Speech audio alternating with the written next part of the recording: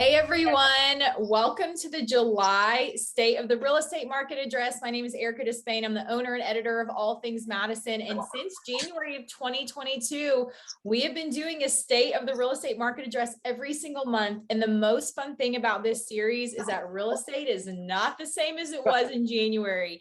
And we have had Beau Miles here with us. He's the owner and broker of Essential Real Estate, kind of to walking us through every month and all the changes. If I haven't told you before, Beau is actually, or he was actually our realtor. He helped us sell our home and then walked with us through the building process and helped us buy our home in 2020 and 2021. So I'm not the professional here, but he has fielded my questions for 2 years.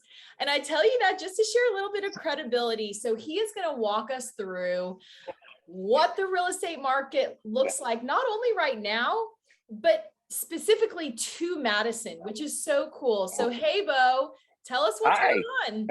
Well, a lot of things. As always, thanks for letting me come back. Also, I know it's a little bit different decor. I'm actually in Louisiana right now seeing my wife's family. So I jumped out of the house and ran out down the street to a local restaurant. So sorry, guys. It's like people could literally walk behind me at any moment. But as a realtor, your job doesn't stop just because you're on vacation. My to-do list is quite long still.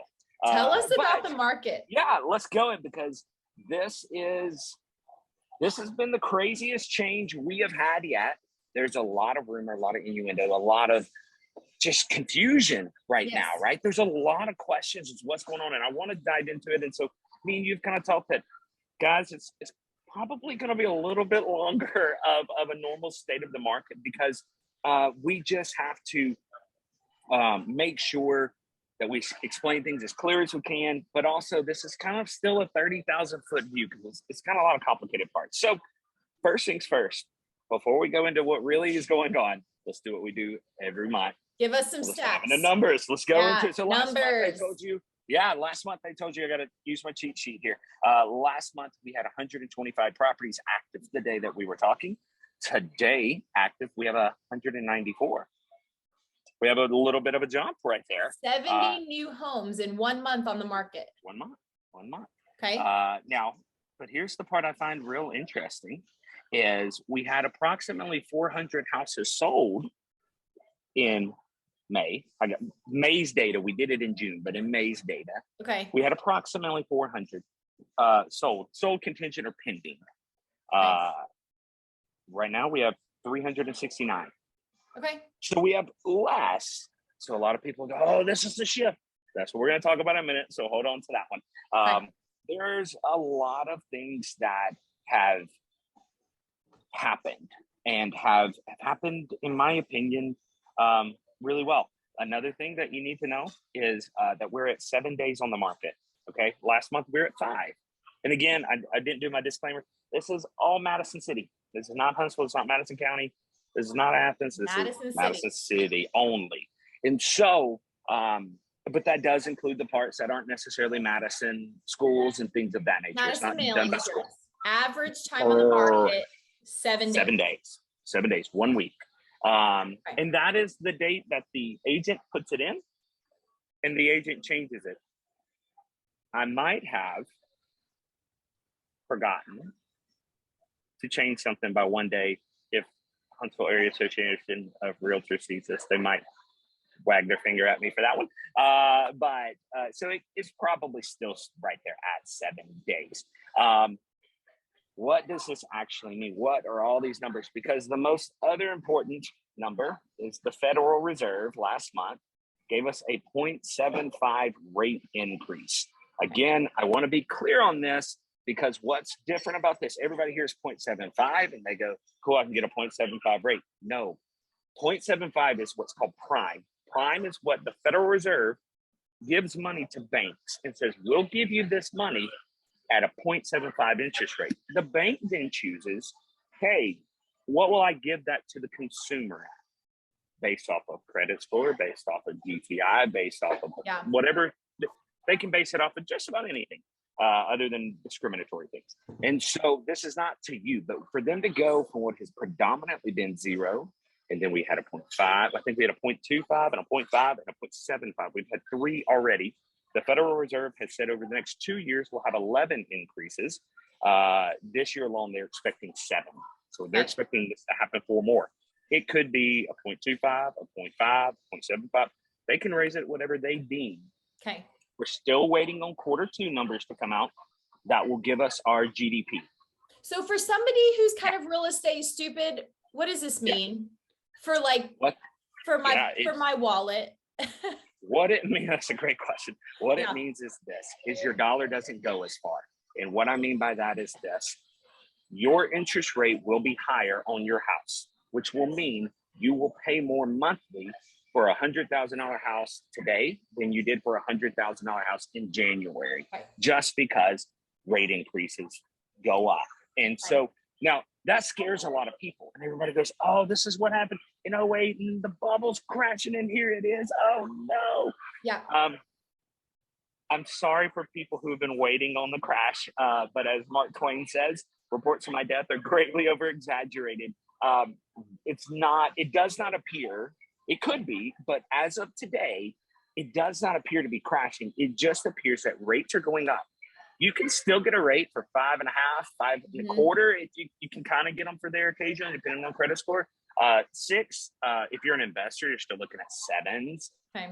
And that's a lot when we've been getting used to people probably listening to this refi for 2s and 2.75s and 3s and 3.25s and some great numbers. And so everybody's hearing it and going, oh, well, our long-term average is 8. So we're not even touching that yet. And I think I said it before that in 1985, it was 16. Okay. And so again, I'm not saying we should make light of it and go, don't worry about it. What I'm saying is, yes, it will affect your dollar. You will pay more in interest. You will pay more money to the bank.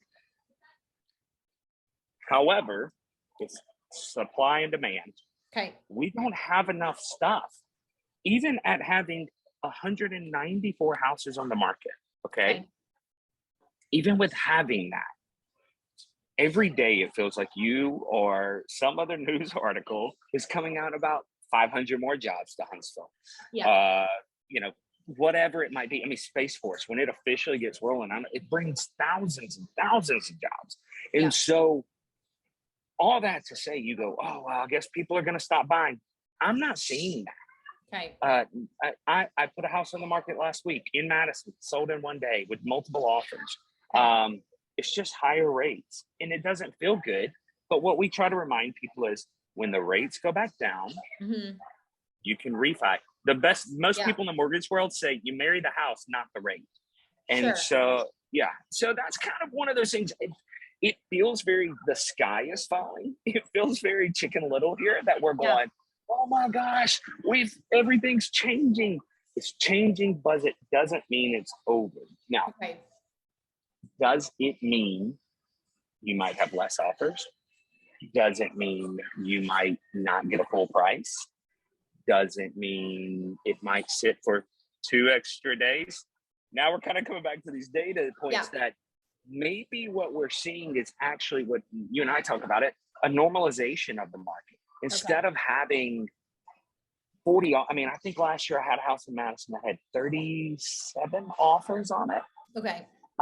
And instead of dealing with that, you're probably going to deal with 1, 2, maybe 1 only. So if you want to sell your home, you'll probably sell your home, but you should probably lower the expectation of, I'm going to get 10 offers the first day because maybe it's not quite that way anymore.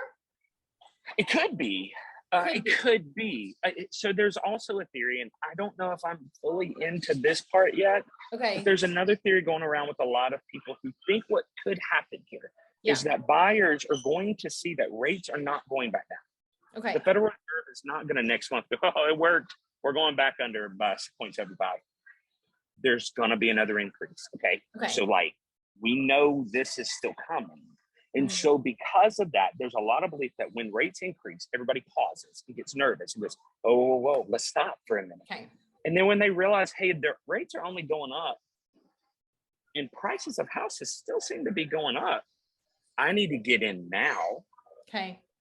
So there's also a belief that a lot of people think that buyers are going to flood our market, which will bring demand up high with supply still low, which will mean prices will still increase. Almost every conservative economist right now is still saying over 3% increase of house prices nationwide. Okay. Now, last year we were seeing nationwide like a 17% increase. Madison specifically saw way more than that.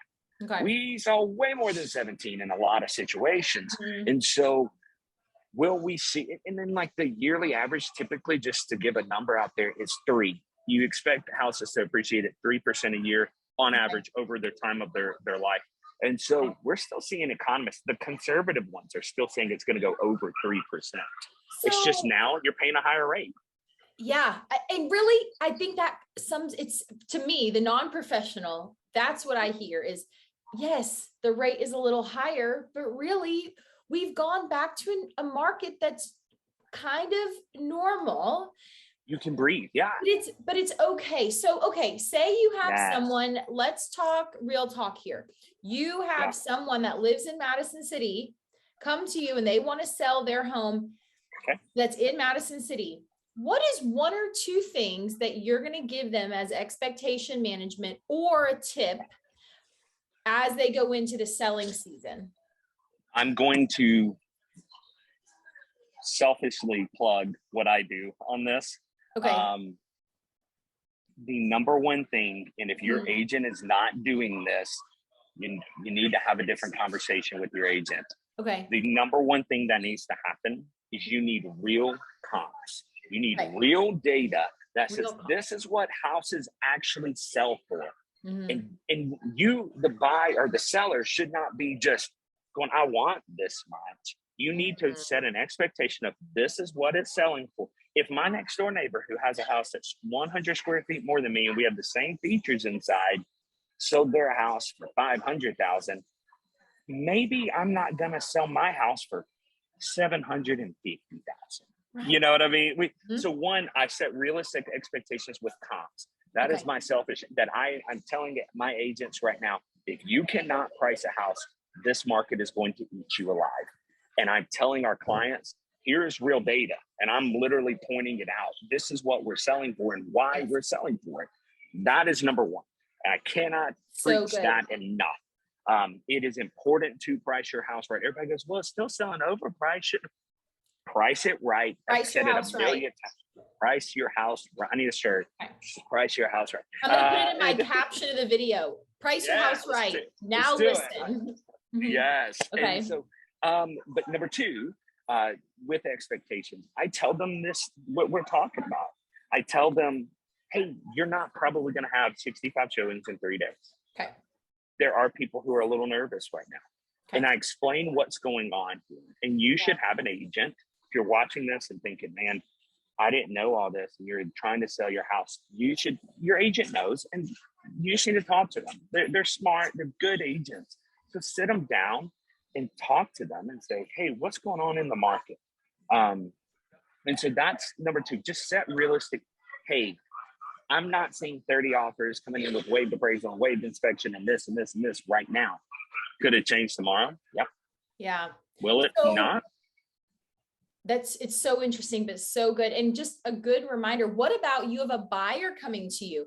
You have someone who is maybe from Madison. They just are interested in a new home, or someone calls you. We have so many people that watch this that are moving from out of state and they're moving into apartments because they don't know where to buy it. They come to you and they want to buy. What are your biggest tips for them right now? Speed. That's my number 1. Again, my selfishness, you need an agent who can write a contract quickly. Okay. And I don't mean like throw something together no, they need to be able to say, they need to know what they're doing and be able to go, all right, I'm going to have it to you in 5 minutes or 10 minutes, or even if it's 30, whatever it might be. When you decide this is the one I want to offer on, they need to be able to pull comps and write you a contract very quickly. Okay. Because everybody likes to feed the first person at the table. Yep.